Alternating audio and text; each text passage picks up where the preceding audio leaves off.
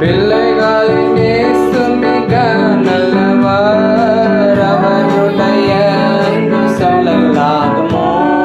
பிள்ளைகளின் இயேசு மிக நல்லவர், அவருடைய அன்பு சொல்லலாகுமோ?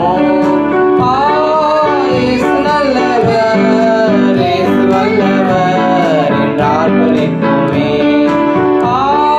இயேசு நல்லவர், இயேசு வல்லவர் என்றால் பலிக்குமே.